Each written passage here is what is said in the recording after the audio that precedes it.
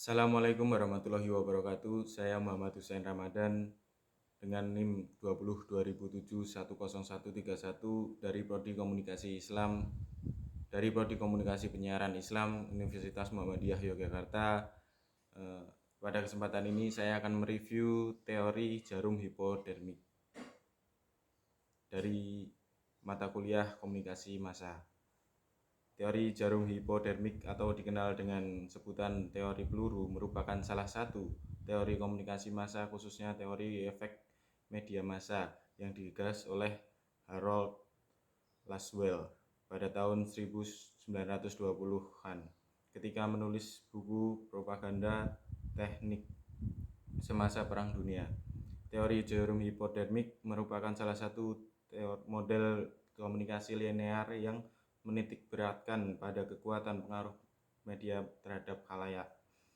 Menurut teori jarum hipodermik, pesan digambarkan seperti sebuah peluru ajaib yang memasuki pikiran khalayak dan menyuntikkan beberapa pesan khusus. Teori ini juga menjelaskan bagaimana media mengontrol apa yang khalayak lihat dan apa yang khalayak dengar. Menurut teori ini, efek media massa terhadap khalayak massa bersifat langsung atau tertunda di masa depan.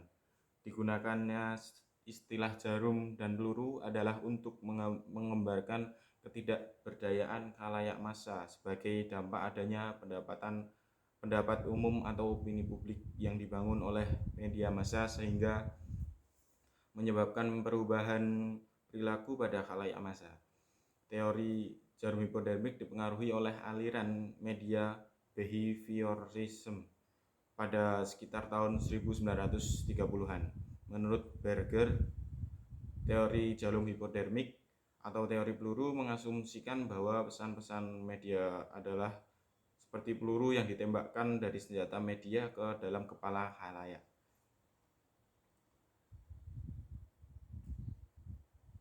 Dalam konteks komunikasi massa, studi mengenai efek media massa diawali pada sekitaran tahun 1920-an dan tahun 1930-an.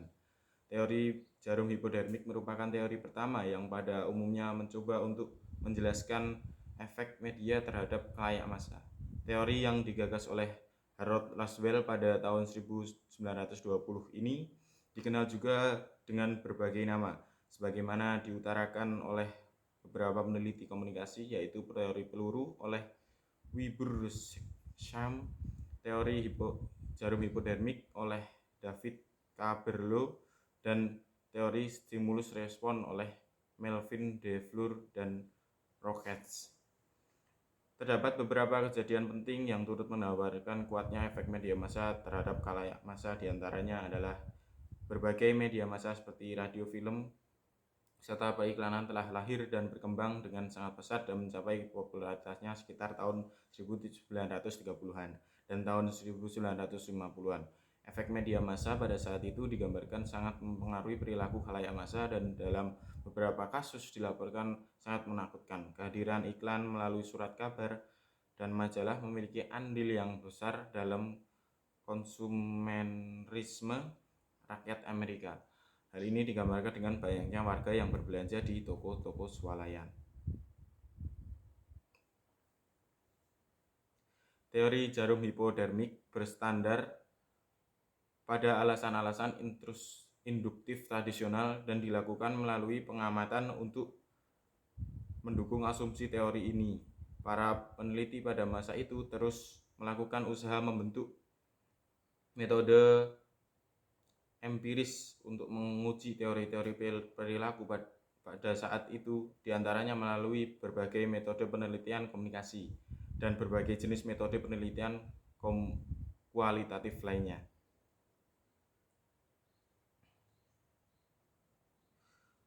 Intisari asumsi teori jarum hipodermik adalah sebagai berikut. Yang pertama, manusia memberikan reaksi yang seragam terhadap stimuli atau rangsangan. Pesan media massa secara langsung menyuntik atau menembakkan ke dalam kepala dari setiap anggota populasi. Yang ketiga, pesan diciptakan sedemikian rupa agar dapat mencapai respon atau tanggapan yang diinginkan. Yang keempat, efek dari pesan media bersifat langsung, segera dan sangat kuat dalam menyebabkan perubahan perilaku manusia. Dan yang terakhir, masyarakat atau publik tidak memiliki kekuatan untuk menghindar dari pengaruh media.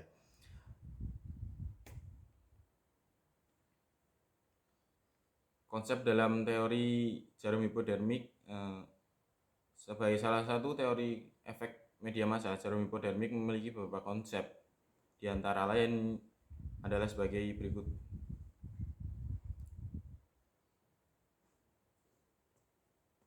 Popularitas media massa dan perkembangan industri periklanan dan propaganda memiliki pengaruh terhadap khalayak massa, baik pengaruh positif maupun pengaruh negatif.